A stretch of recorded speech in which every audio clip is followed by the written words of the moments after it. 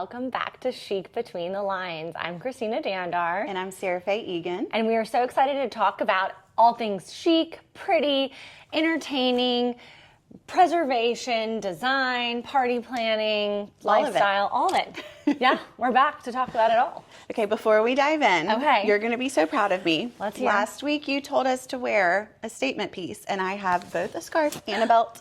You do? I usually have a scarf, but I haven't worn a belt in maybe over a year. So are you proud of me? I'm really proud of you. I did my homework. I am not wearing a belt, but I do have a sweater over the shoulder because in the summer in Dallas it gets kind of chilly going in and out of the air conditioning. So did you do either one of the other two things that we talked about last week? I did. Okay. I actually went and had drinks and had dinner with someone who was 18. So instead of my 75-year-old and 60-year-old friends, I went younger, and you can learn a lot by talking to people that just aren't in your age range. She's going through Rush at SMU. Okay. Actually, she just pledged Kaya. Well, and she could probably learn a lot from you. She probably had a lot of questions for you, and you probably made her feel better. Well, I think going through Rush is not for the faint of heart. Especially at SMU. So I'm glad that it all worked out. Yes. Well, I sort of did it. I didn't go on coffee or a walk, but I had a really great phone conversation with a really dear family friend that lives in Florida that I haven't spoken to on the phone in over a year, maybe a year and a half. And she was just the best, and we laughed, and she was in her 70s, and we planned our next time, hopefully, for her to come to Dallas. Well, I want to meet her. She sounds fabulous. Fun. Very, very fun. So that just kind of filled up my cup for the day to do that. It really helps. And then, did you add any more unexpected things to elevate your everyday? Well, I did, and one thing I'm really excited about, which I don't have for my little show and tell, but was our preservation. We will have a preservation episode, and I will show you what I did, a little teaser. I had about 40 checks from the original owner of our house, which is 100 years old, and had just a stack of checks, didn't know what to do with them, and they're so cool because it's like perforated edges, and the largest one is like $2.75. And it written out to cash a check for $2.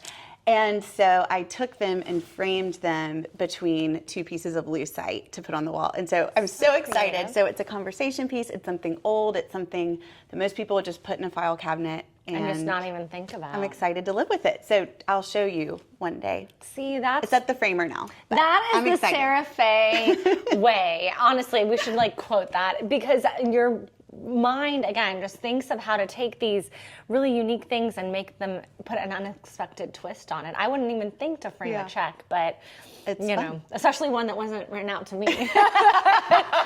Well, maybe that's why you frame it. Can't cash it. Can't cash it, so you might as well frame it. Exactly. That's too funny. So let's dive in. Today, I think we should talk about all things parties, which translate to whether you're having a big party, a small party, just a few people, another couple over to your house. And which is all things hospitality, whether you're going to a restaurant, whether you're at your home. So what does the term hospitality mean to you? I think in my mind, when a hospitable environment, right? Mm-hmm. Hospitality is when your guests feel welcome and invited, and that you're excited that each person is there. And I think also that reflects back on the hostess. If the hostess feels warm and comfortable and just gracious, having her guests there, and they're so grateful. I'm always grateful when people show up to a party. It makes me feel like, okay, wait, everyone wanted to come. I invited all these people, and they showed up for me. Okay, once again, this is why we're friends. Okay. That would have been my definition of hospitality. Yeah, what's yours? And, sitting, that's the definition. When sitting in a room, a conference room with a new bride or a new client, and I can always tell, even if it's a year in advance and we haven't planned one detail, I can tell the feeling of the room from that first meeting. Mm-hmm. And it's always if the client is thinking about the guest. And when your mindset, and you've shifted your mindset to think about the guest and not yourself and the guest's experience, no matter what happens, a chandelier could fall from the ceiling, and everybody is still deeply having a good time and fun because you've thought about the guest. You've thought about, whether, their favorite foods. You've thought about, where they're seated and how they're going to interact. You've thought about the lighting and just how it all plays together. And no matter where you are, it could just be two people at your house for dinner. But when you think about everything about them, from the second they walk in the door to when they leave, that is true hospitality.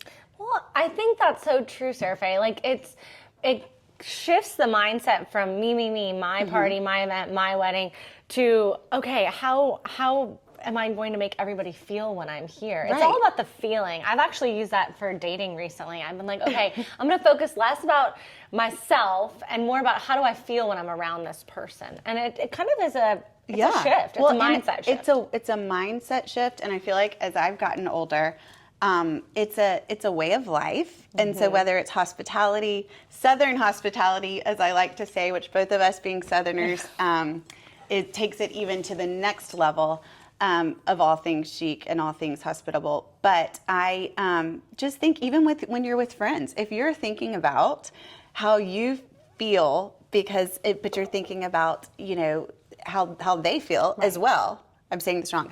If you think how they feel, it makes you feel better.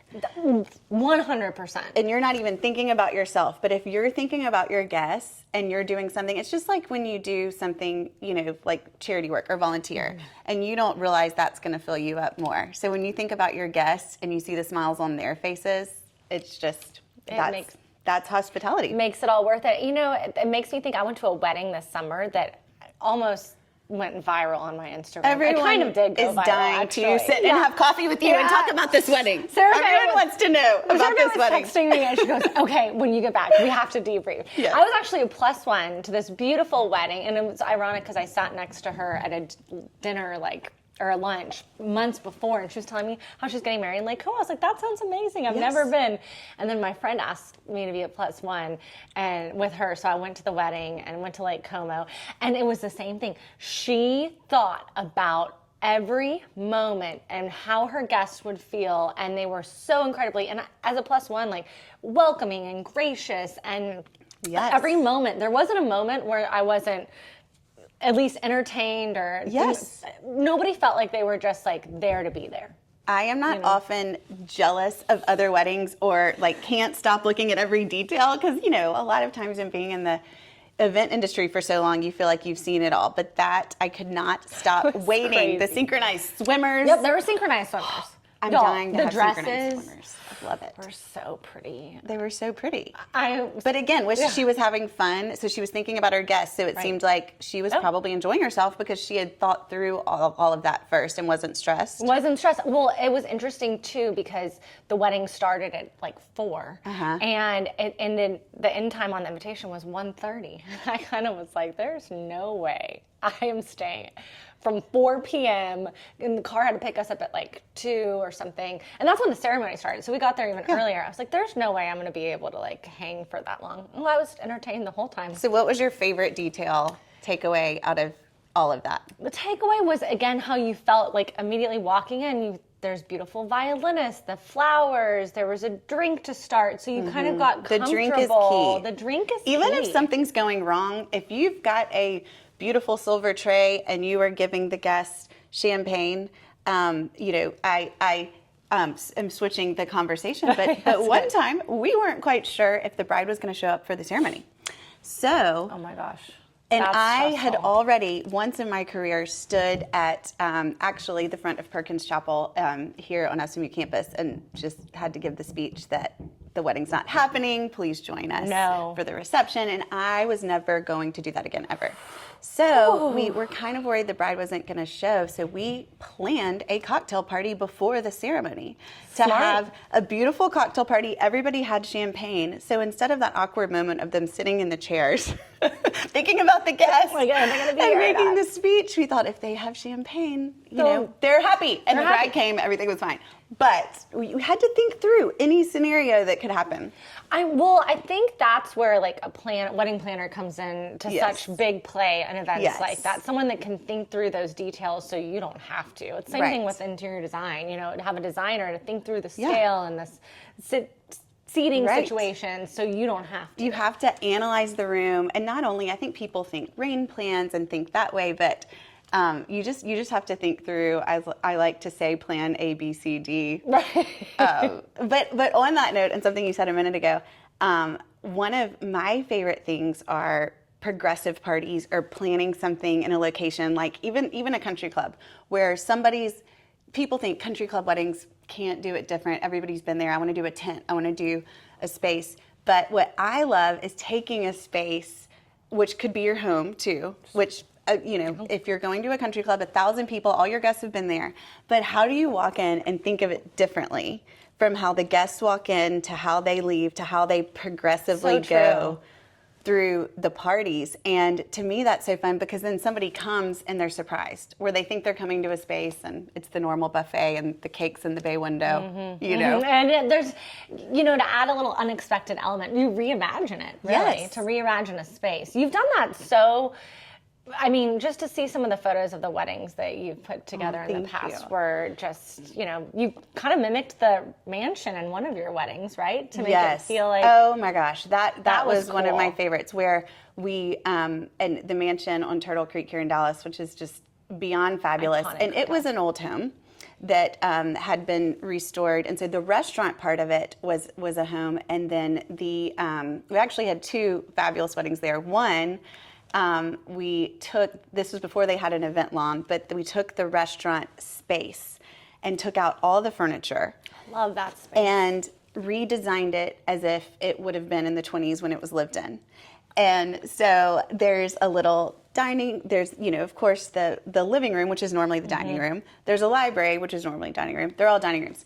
But reset it up, the main room, as a living room. And all of that was cocktails. Oh, pretty. And all the subtle little details. One thing we'll talk about is I hate themes, but I love the through line of tying it all together. And there's this quadruple shape in the ceiling of the library there that is carved in wood, and it's the most beautiful room you've ever seen. So we took that shape and was die cut in the save the dates and the menu cards and all the details. So not one person would walk in and say, oh my gosh, they took the shape from the wood carving in the ceiling, but you just knew it all tied together. There was a feeling of continuity. Yeah. I think that is just that was fun. That's a gift to be able to do that. That was fun to do that. But I think you're right. The progressive kind of idea of a party, of like how it starts, and it's kind of like reading a book too. Right. There has to be a beginning, middle, and an end. Yes. And good transitions between all of it. Same with interior design. Yes. Same with conversations a lot of times. And same with your home. I can't wait to have. I've been dreaming of all the different ways to have people enter, but have them enter through a back gate, have them go to the side patio. Just different ways that you can do that. Put a folding dining table in your living room and just put a linen over it, and turn on the fireplace. Just things that they don't think they're coming to see. And then it just makes it, from the very second they walk in, well, this is going to be a fun night. Right. This is a little different, unexpected twist, and it kind of hooks people's attention. Yeah.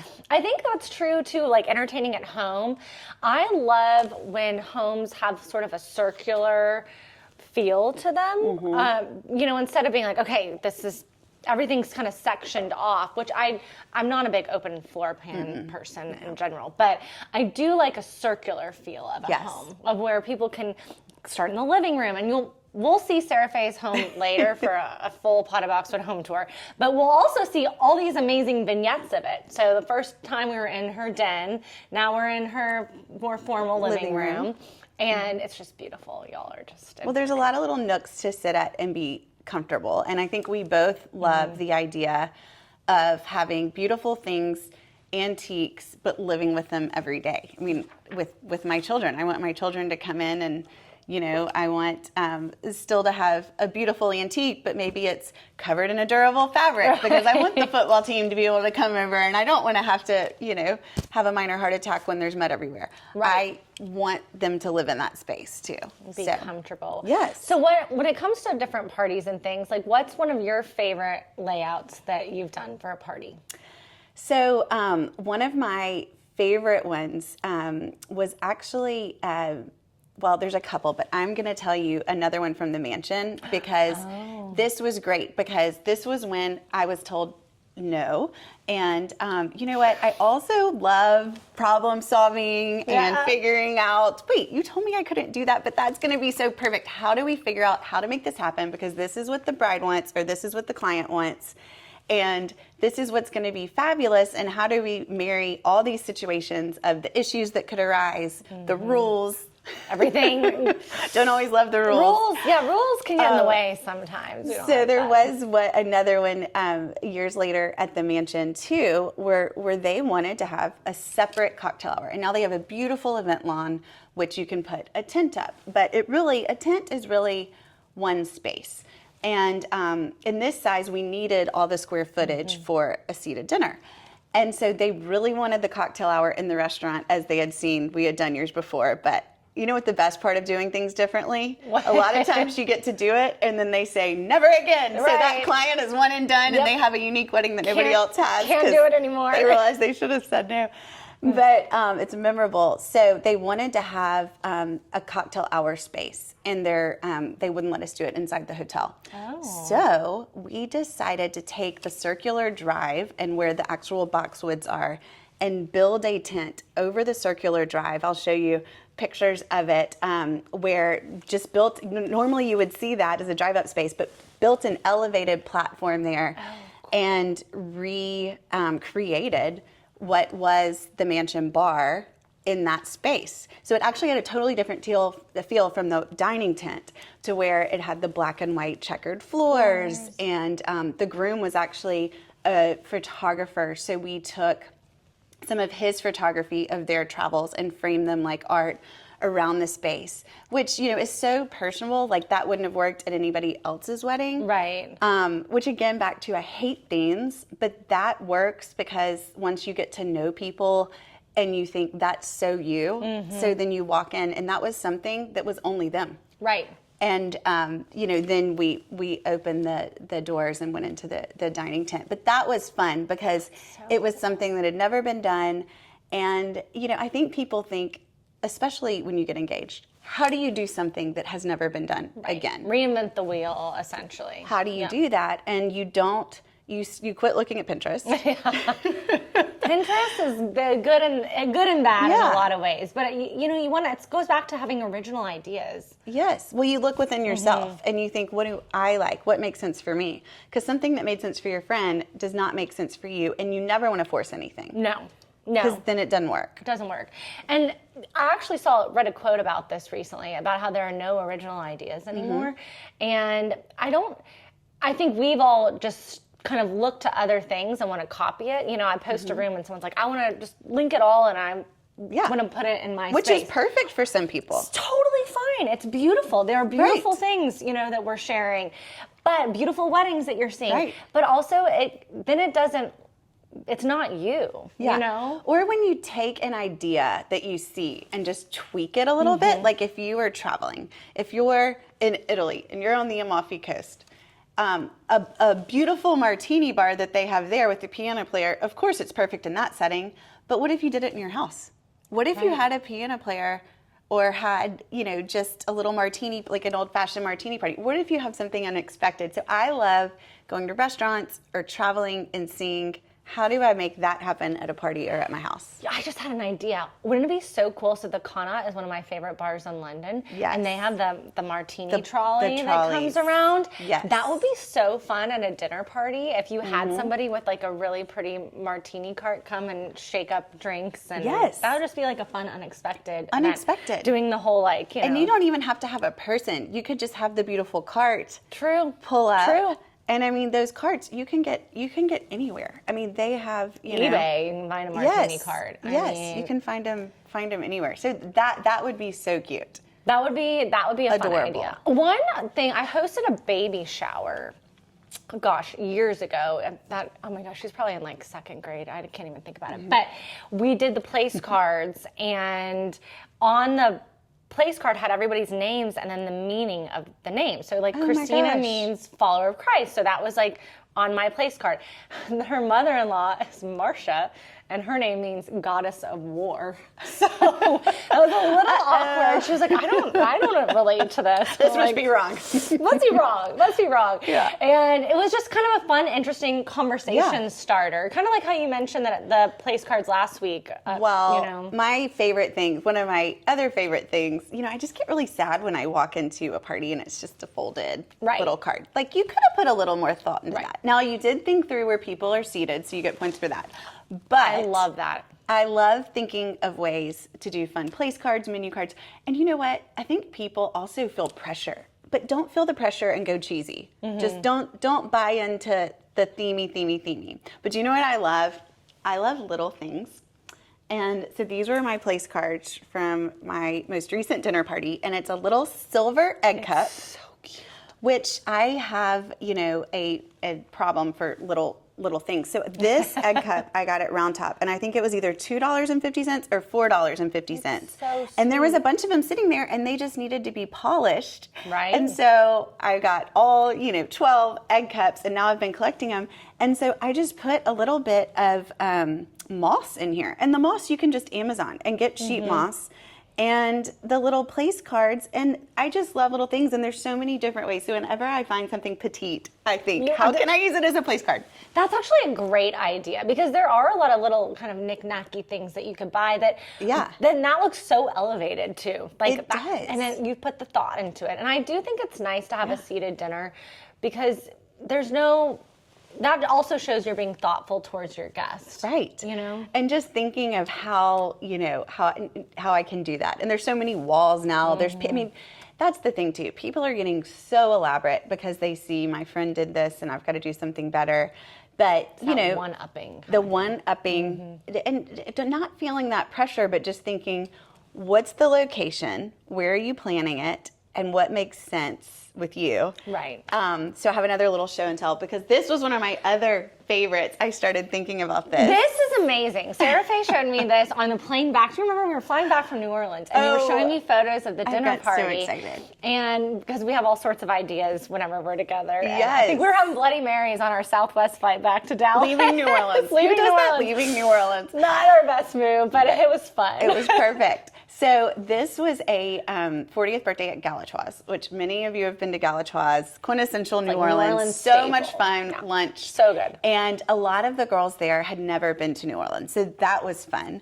And so I was thinking how to do something different. And if anyone has been in a second line in New Orleans, a lot of the history is to take the napkin and throw it in the air, which people don't know. So we had these beautiful, I thought, how do I make the napkin, the menu, explain a second line, and the place card all in one? So we did this and thought it was really cute. So it was tied up. So it had the menu on it. Here, let's hold it. Yes, the avocado, crab salad, petite flamand, just what we brought to the table. But then here, and Alyssa Reeves, Paradise Design, did this. She's my favorite, collaborating on all things chic and graphic design. So this explains how to do the second line. So when you turn it, it says second line, pick up your napkin, twirl it around, hear the trumpet, and follow the sound. And then it repeats. And then so everybody had this for their meal. And it was also, their place card was here. But then when the second line came out, then everybody got up and did this. And it's a party favor because everybody could take it home. It's so special. Wasn't that cute? That's so cute. I loved it. Alyssa's just fabulous. She hand drew it. And the sides, all this food sounds so good. So that was fun. That was fun. Again, that's just such a really amazing, creative way to add something unexpected and memorable, because, like you said, they get to take it home with them. Well, and that's something to bring away. Obviously that is, if you have a larger budget to do that. It can be expensive to do something like that, but I also love thinking of ways like around your house that maybe if you don't have a big budget, you just want to have really cute details. So, what I recently did, because I don't like waste. So we had these cute blue and white tiles. Okay. That we had for our bathroom, and we had an extra tiles. An extra box of tiles. Yeah. I couldn't throw away those cute little tiles. They're really cute tiles. So got the blue and white tiles and hot pink hot pink paint pen, and that was a cute place card for a Mexican outdoor party. Okay, that's actually an amazing idea. Instead of throwing away the box. You don't want to wait for 20 years for a tile to break. Use it now. No, use it now. I think that's a great idea too. It's like using extra fabric. Like you had the extra fabric from her upholstered walls that are really pretty, and she used them as tablecloths. I did. This is one of our takeaways that we will tell you that I brought this to show. So I had tons of extra fabric and just made it into a linen. This was from the wall.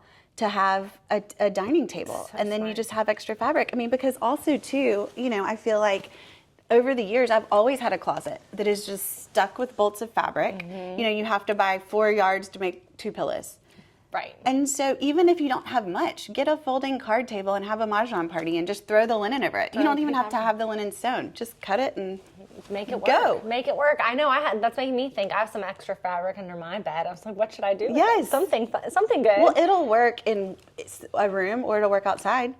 Yeah. No, I think it's really important to try to reinvent. Okay, how can I reimagine something that has a different purpose? It's the same thing like we're talking about. That's our through line with the parties. You know, taking a space, reimagining it. How can you make it feel unexpected and different and more welcoming? Yeah. It's just like furniture. I mean, that's why antiques are so important, and we should do a whole episode on antiques, honestly. Definitely. But I take these things that were in. I mean, I have cocktail chairs from my great-grandmother that became my grandmother's bedroom chairs that then became in college my cocktail chairs that are now, or that were my bedroom chairs and that are now my cocktail chairs. You know, but those chairs have lived a million different lives, and everyone's like, can you have a link for those chairs? I go, no, but it's cool to think that my great-grandparents were sitting in there having scotch on the rocks.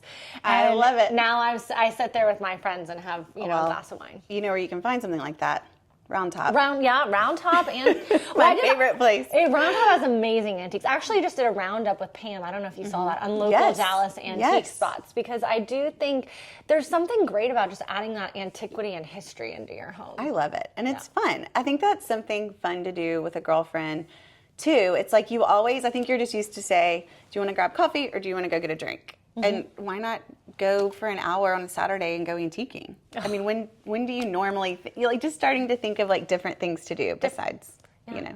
Someone asked me, I went on a date last night, and the guy was like, so what do you like to do for fun? Which is always a question. I'm like, I don't know, drink, eat, you're like, I just have fun. Yeah, I just have hang fun. Hang out with me. You'll have fun too. Hang out with me, you'll see. Although I don't know if I want him to hang out with me. No. But anyway, it's just kind of an interesting thought, because I'm now like, you know what? I need to come up with an unexpected answer to that question. It's a common question, but I love grabbing a cup of coffee with friends and going antiquing. And I'll stand in a line. Yeah. I don't like standing in lines that much, but I'll stand in a line for furniture. Yeah, me too. And just to get inspired. Definitely. Sometimes you see something just to get and inspired. Look for little things. Look for the little things. Okay, so we have a whole bunch of we've talked about a lot of takeaways today. Of chic edits here. I know, and we'll get more consistent with kind of we have so much to talk about. There's so much, literally so much to talk about. I'm excited for next week's episode. Me too. Me too. So the first takeaways, if you have a closet filled with fabric or tiles or something that you just think, I'm saving this for if, you know, my child writes in marker all over the wall. Just don't wait for that day. Save a little bit, but make a linen out of it. Get a tile, make a place card. Just do something that brings a little bit of creativity to your day or your party. And because you've already had it in your home, it'll feel like you. And also, when you're antiquing, another chic takeaway, a chic edit is, you know, use something in an unexpected way than what it was intended for. Like Sara Fay did with her egg cups, or writing on napkins the menu, you know? Or the blue and white tiles. That's a great idea. Yes. Okay, and the third one we haven't talked about yet, but you know what? It's probably out of my whole week, the thing that made me the happiest, which this sounds so tiny, and it took 2 minutes. But one of my friends just had an accomplishment. She was a realtor here, and she got this award. And she's pretty new into the industry. And I just thought, you know what? I'm just going to write her handwritten note. But that made me feel so good, and that made her feel so good. And then I just thought, you know what?